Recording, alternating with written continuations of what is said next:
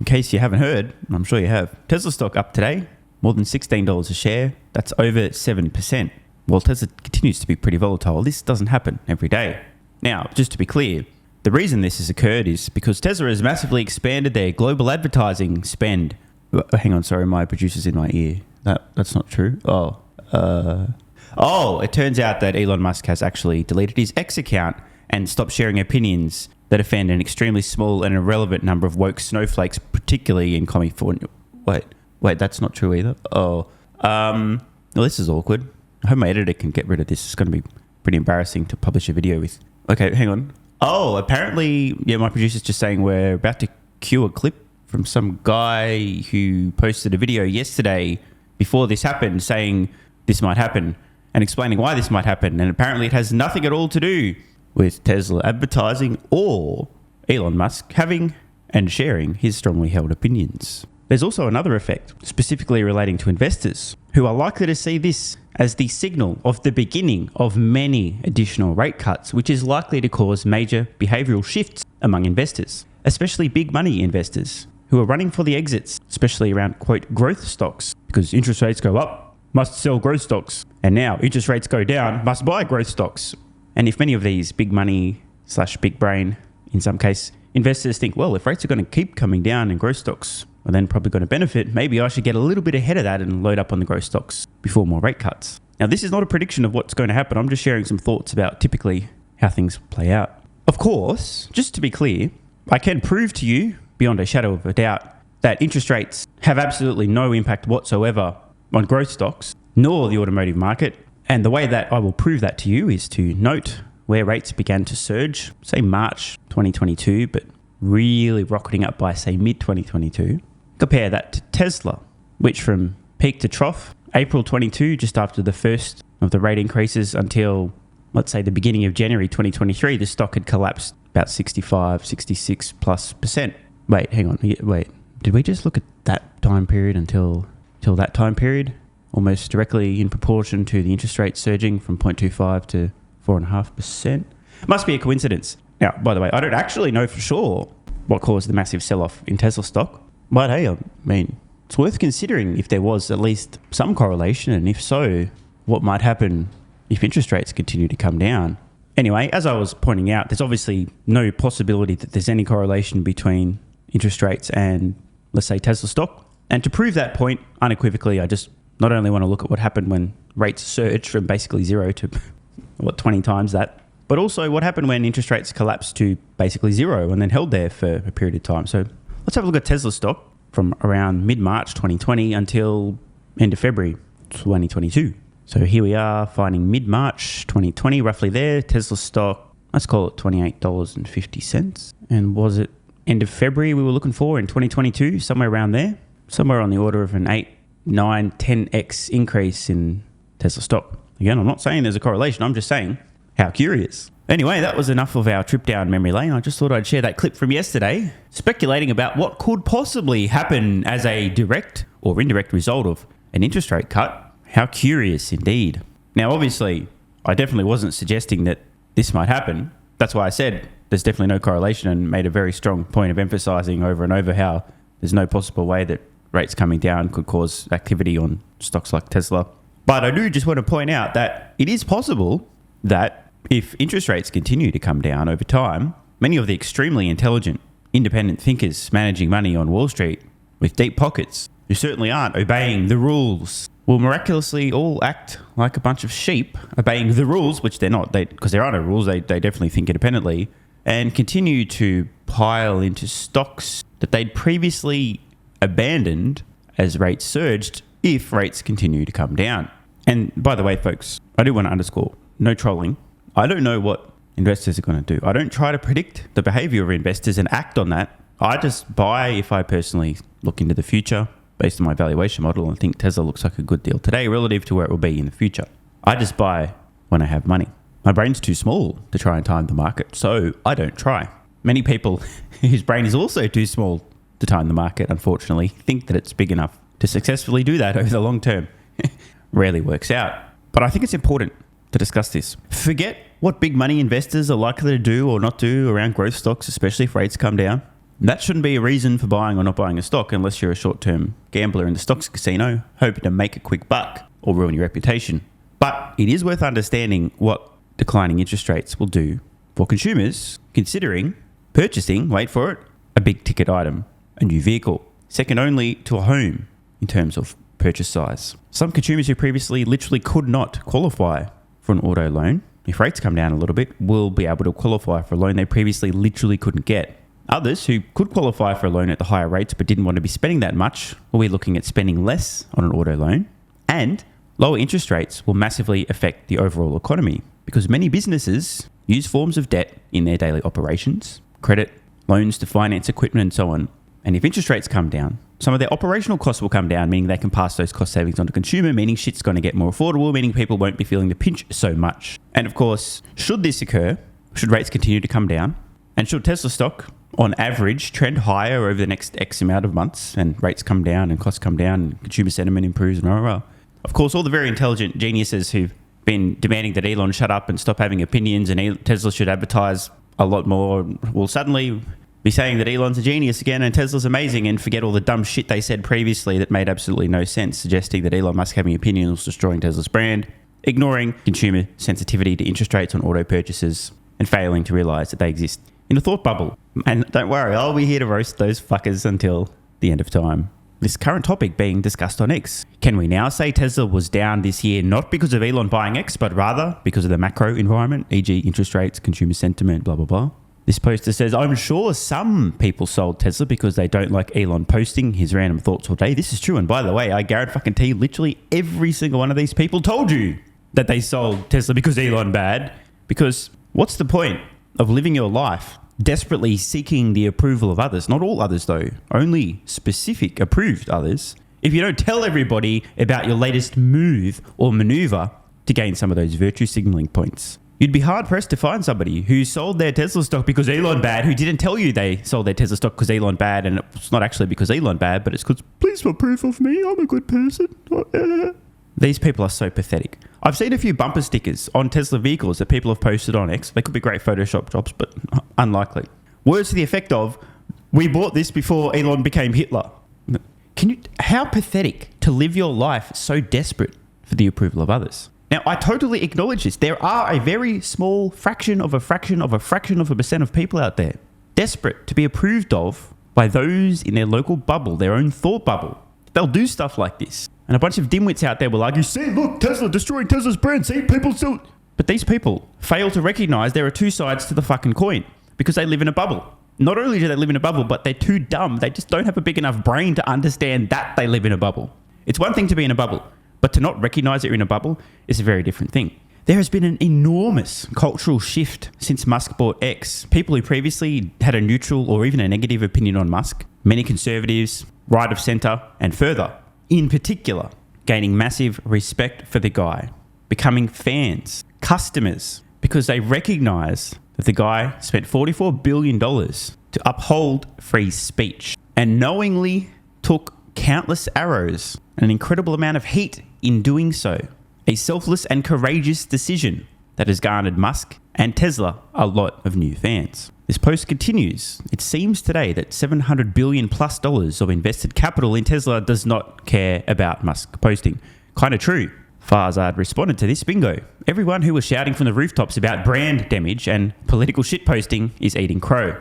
He continues, it was always about interest rates, and it was obvious to anyone who wasn't wrapped up in an emotional bubble. Ah, yes, bubble. That is the word of the day. Now again, it's obvious that Musk having opinions isn't going to please everybody. There'll be some people out there who are turned off by the fact that he doesn't like the idea of sterilizing children, or cutting off their genitals, or teaching people that they're all born racist, or that he has concerns about the possibility of people committing fraud in certain situations, or that he's not a big fan of the weaponization of the Justice Department.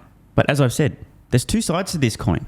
And I'm quite confident there are more people now who've become fans of Musk and Tesla and future Tesla customers than there would have been otherwise. I don't live in a little bubble surrounded by people who all think exactly the same as me and the current thing is Elon bad, therefore, oh my God, Elon, stop having opinions. What I found so embarrassing, startling, and just kind of disappointing, in a disappointed in humanity kind of way, was watching people who lived in thought bubbles in which the current thing was Elon bad, Same people who are all octuple vaxxed and...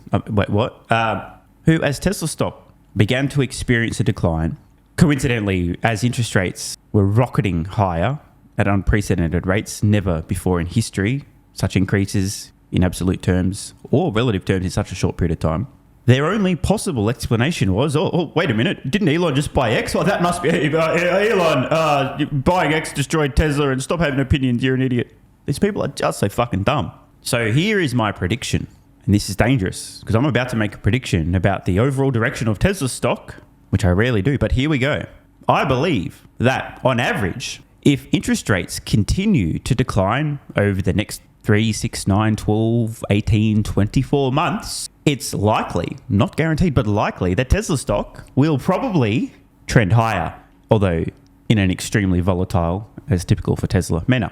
Despite the fact that if this is to occur, Elon Musk will continue to voice his opinions. He will still own X and wait for it, unless any late mail arrives while pipes are burst and the voting counts have stopped. If Elon Musk heads a government efficiency commission within the Trump administration, if you thought the attacks being leveled at Musk now, the screeching from the hate stream media and many of the corrupt puppets that form part of the machine were bad now, it's only going to get worse. Musk will be counterpunching as always. And as I mentioned earlier, I suspect many of the human-sized vaginas that were crying about Elon having opinions, destroying Tesla brand, destroying Tesla stock and so on, will be very quiet.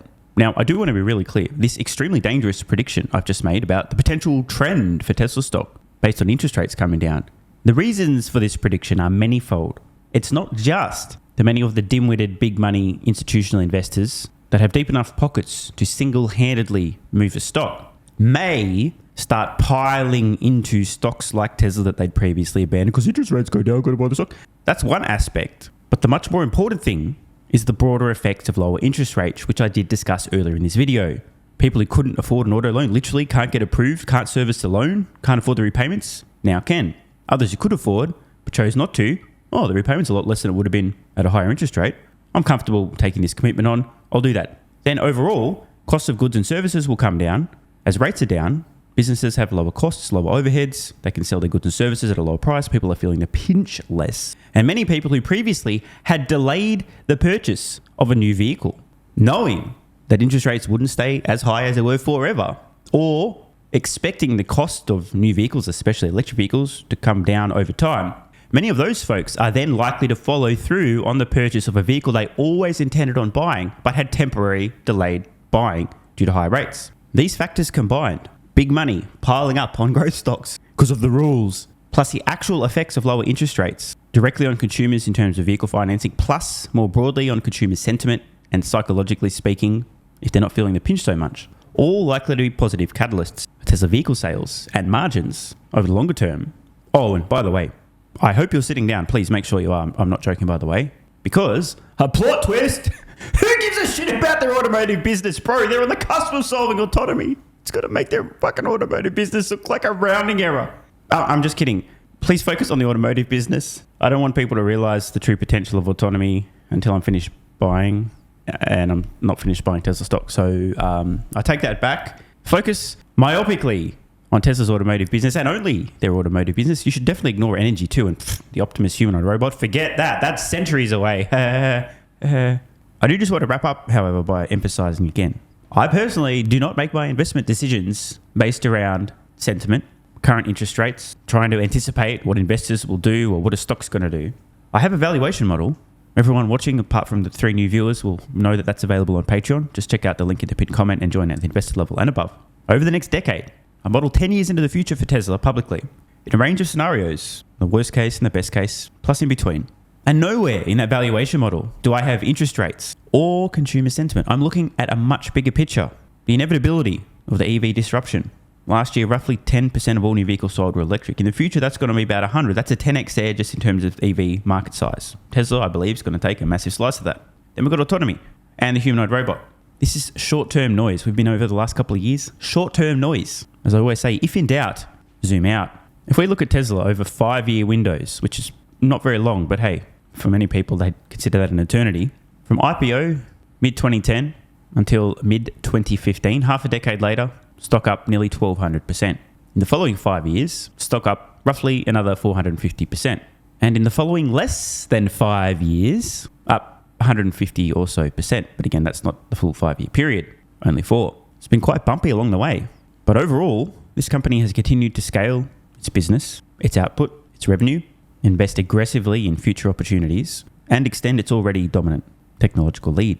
Lastly, we can see on screen now roughly where I started this YouTube channel. Tesla stock $22 a share, give or take split adjusted, less than 5 years ago. On the 10th anniversary of this channel, believe me, I'll still be here making content. I suspect that what's currently a roughly 10x since I began trying to alert people to an opportunity I saw in Tesla, I think rather than a 10x, it's probably going to be slightly more. Let's just leave it at that. Want more content? Early access? A bunch of perks? Click the links in the pinned comment.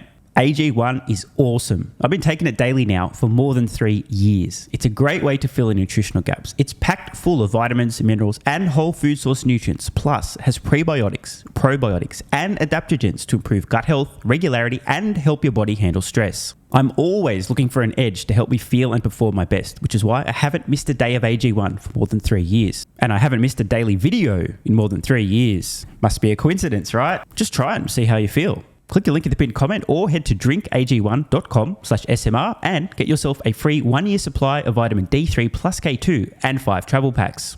But don't take my word for it. This is what viewers of the channel had to say after trying AG1. I feel like I have a lot more energy since I started on AG1. By the way, viewer, that makes 2 of us. On to the next. Just got my AG1 in the mail. Legit feeling the effects after day 3. This viewer's been taking AG1 for 8 months and says, what an investment. Another. 3 months ago, I started AG1 and have been enjoying the evenness of alertness and energy that lasts the day.